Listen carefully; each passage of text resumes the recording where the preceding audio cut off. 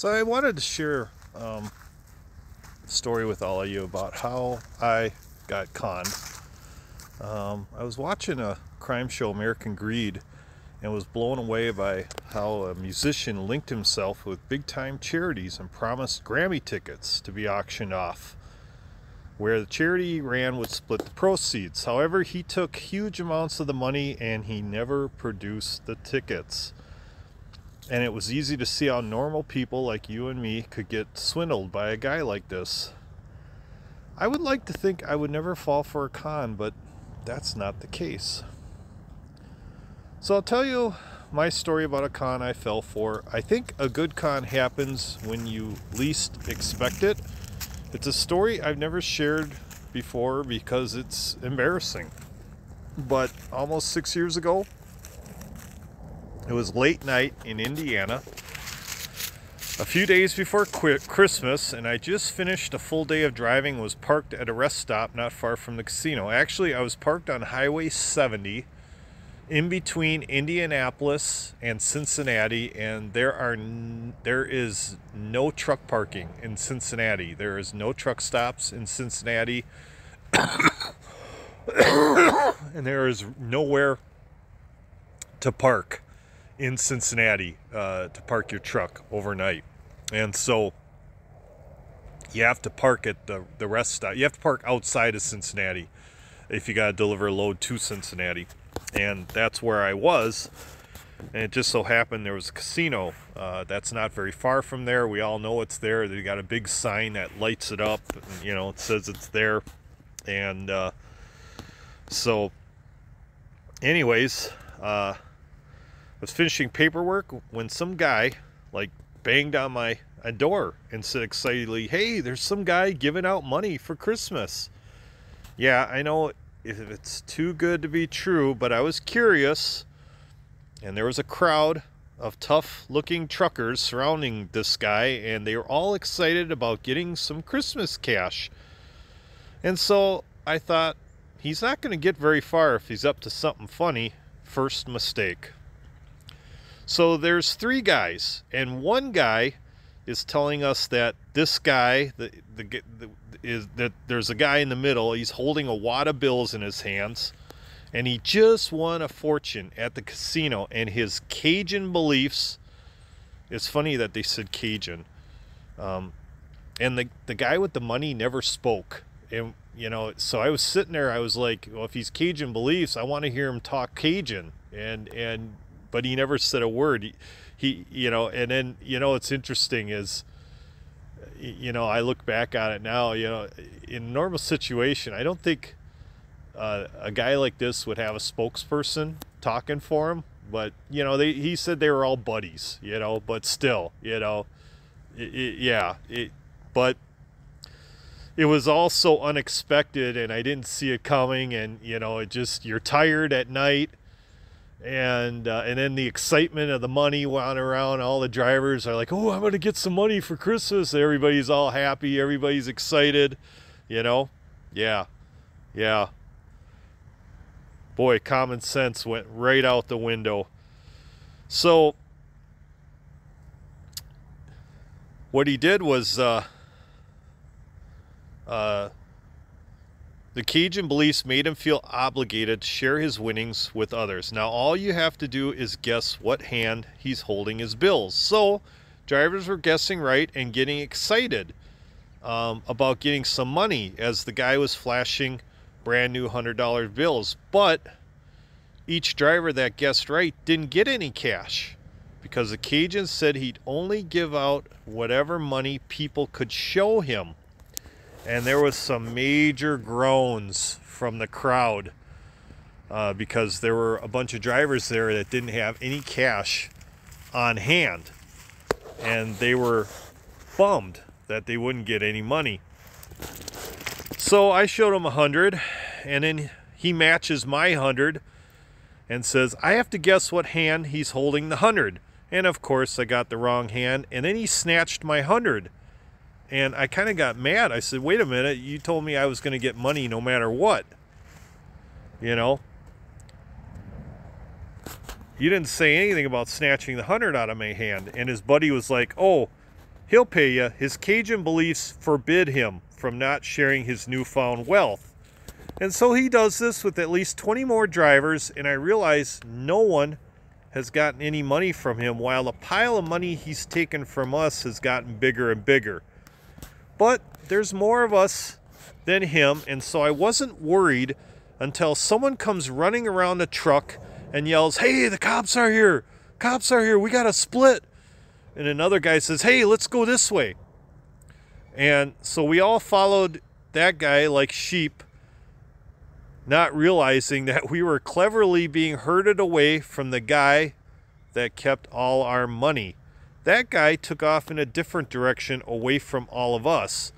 And by the time we realized there weren't any cops, the Cajun guy disappeared. And then I saw a van pull away with a crew of at least 5 guys. And those were the 5 guys that were all like, you know, one of them yelled the cops was coming. Another one was banging on windows saying, "Hey, somebody's giving out money." Another guy was, you know, was a spokesperson for the Cajun guy. And, yeah, it was a crew. They were a crew. So I figured they made off with probably about $1,000 and managed to make 20 drivers feel pretty dumb and a little more poor, including yours truly. Yeah, they would probably, by the time they got the crowd there and they had a really good crowd gathered, and then they started doing the money thing, they were probably there for about 15 minutes, in and out. 15 minutes, and they probably got about $1,000. What was even funnier, even though I did get fleeced for $100, was that some of the drivers that didn't lose any money, they were still upset because they didn't get any money. Yeah, I remember that. I was walking back to my truck, and there were a couple drivers. They were upset because they were like, I didn't get any money. You know, I had money. I was ready to present money, and I had $100, and I didn't get any. He was all mad that he didn't get any cash. And they were still mad, even when I explained it was all a con and there wasn't any money given away. They couldn't understand that. It was a con. They could not understand. They were still upset. I tried to tell them it was a con. There wasn't any money and either. And they didn't get it. They didn't get it at all. And so I fell for it because it was so unexpected, and the excitement of getting some extra Christmas money threw all my common sense out the window. Well, live and learn. And I try not to think badly of con victims because I got conned as well. Well, hi everybody. My name is Tony Grillo. Welcome to my channel, Wisconsin Hugs. It's a beautiful day out here, and I'm walking the trails along Lake Michigan, just a little bit north of or south of Milwaukee. And yeah, it's been a interesting weekend. You know, I've been following Kiely Rodni case like everybody else, and very fascinated by it.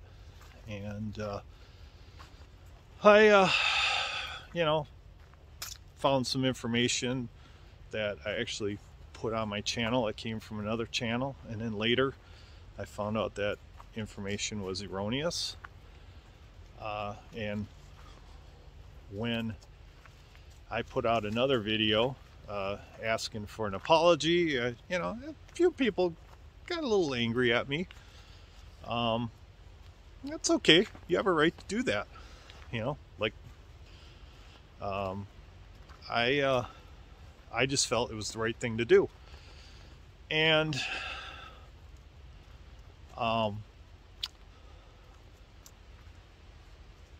I've, you know, had some haters out there. I've also had a lot of people that agree, that actually agree that, you know, felt, yeah, that person should apologize. And I also, you know, have started to question credibility of this person. And I'm also questioning the way he presents his information. When you watch really good, legitimate, true crime channels like Plunder, okay? She doesn't sit there and go, I have all this information, and I'm so close to, we're on the right track, and I just have to wait to put it out. No, if they got really good information and it's verifiable, and it's true, she puts it out there. And then if she does make a mistake, she actually does apologize when she does make mistakes. But she doesn't sit there and tell you, yeah, I'll be putting it out soon, or I'll be, I got to check on some things, before I can put that information out there. If she's got good information, she puts it out there. It's out there. She doesn't tell you that it'll be next week before she puts it out there. Same with, I forgot another channel.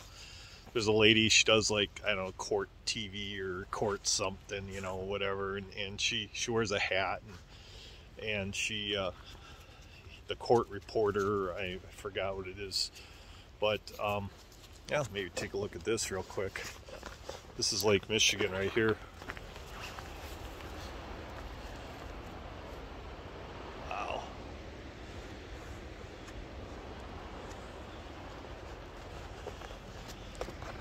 Yeah, she she doesn't sit there and say, she's got all this stuff. If she's got stuff and it's legit, she puts it out there. And what's really funny is that I'm starting to question the credibility of this channel. I'm starting to wonder about this person's character. I remember I had actually vouched for his credibility at one time, and I made the comment about, well, he's supported by other channels, and somebody said, well, that's kind of a snarky remark, and and now here it is a couple weeks later, and now I'm the person that told me I made a snarky remark. Now I'm sitting there questioning this guy's character and this guy's channel. It's okay. So, look at it, doggy there. So, well, hi there. So,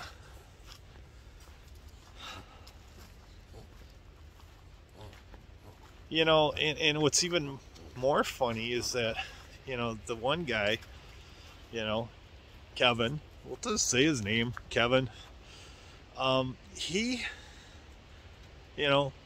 was commenting, about the other channel, Jeff, and calling that guy a con man. And then now I'm starting to wonder, well, is he calling him a con man because he's also a con man? The con man saw the con from the other con guy? I don't know, but it just feels like both channels are conning people. And if somebody, and I'm not the only one that thinks that way. There's a lot of people that think that way. But the problem is they are afraid of the haters. They're afraid to do something like what I'm doing, put what they think on a YouTube channel and put it out there. They're worried. They're afraid of all the hate they get. And I'm not afraid of the hate. If you want to hate, then hate. I'm going to tell you my honest opinions, my honest feelings.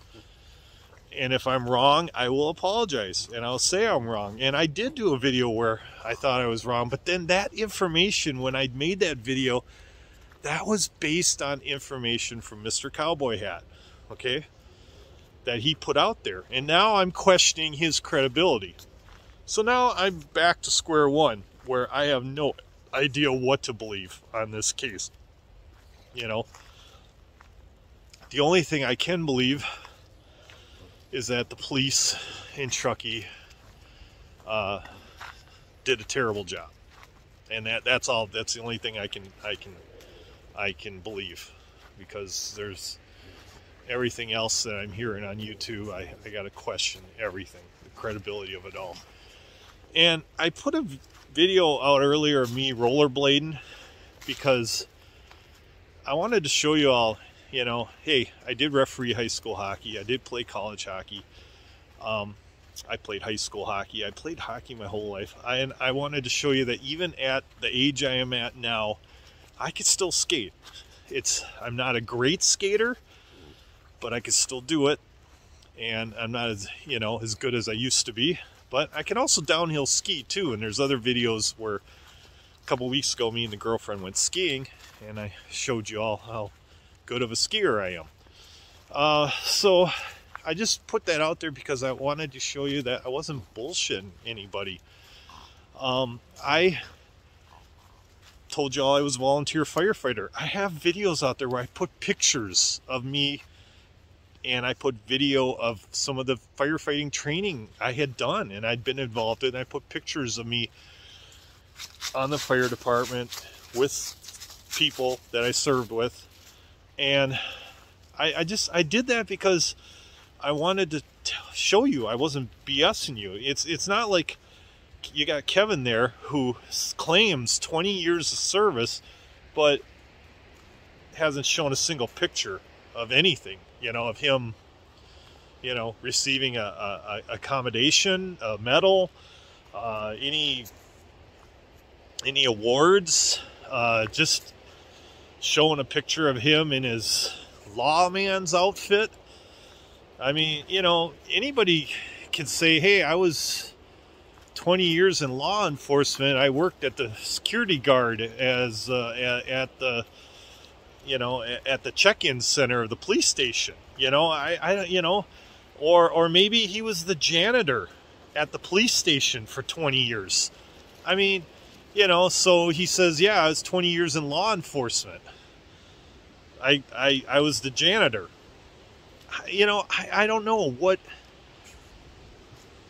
I don't know his, none of it. Nobody knows his credibility. And it's funny when he says, yeah, good luck finding out.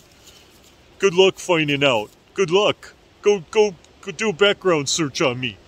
Good luck.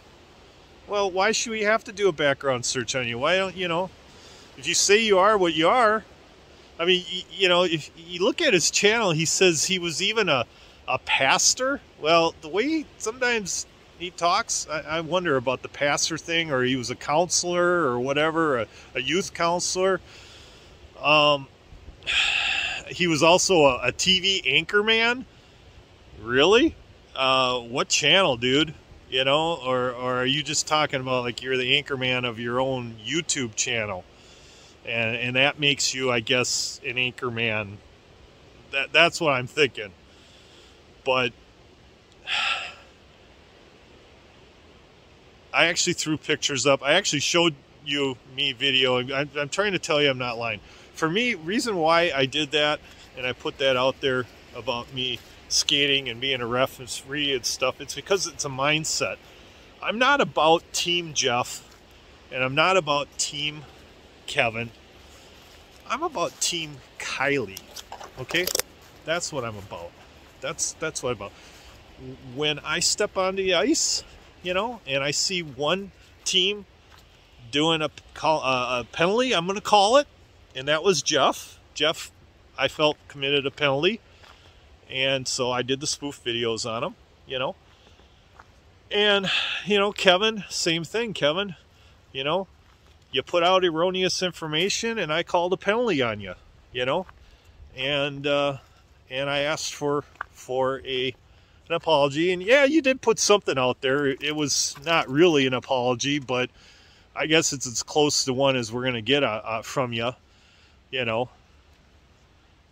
And I still question your credibility. I question, because the way you present your information, sometimes I wonder if you're actually playing a con, you know. I wonder if, because you don't do things the way that normal good channels do. You know, if they got good information, they put it out there. They don't say they have it and then leave you wondering what it is. Or, you know, that's what it comes down to. And so, I think that's about all I got. You know, I was just like, oh yeah, I got my Prince Paisley hat on, and I can remember when I I did that GoFundMe song, you know, Let's Go Fund Me. Well, it was like, if I could try to remember the words to it, it was like, let's see, what was it? Dearly beloved, we are gathered here today to find justice for Kylie. Electric name Kylie. It means graceful in Gaelic. And she was beautiful as well, inside and out. And I'll never stop fighting for justice for Kylie. I can always see her face in the sun, day or night. So when you call up that AAA tow guy in Truckee, California, you know the one, Nick. Tell him that I want to talk to him and put him on my YouTube channel and ask him, when did you last see Kylie? And when the cover up tries to get you down. Hi there. Well, GoFundMe. Just for Kylie. Let's GoFundMe. Give me your money. Just know, Kylie, that I'm your friend. Calling on all you for Operation Truck Stop. Like, subscribe, and share my vid so Just for Kylie can be heard. I'm not gonna let the enemy break us down. Oh no, let's go fund me. Give me your money. Justice for Kylie. Let's stop Truckee. Yeah. You know, you guys, when I made that originally, you didn't see me sing it. And I had a really hard time getting through that without busting a gut laughing when I originally did that. But that's all I got for you, you know. Wisconsin hugs.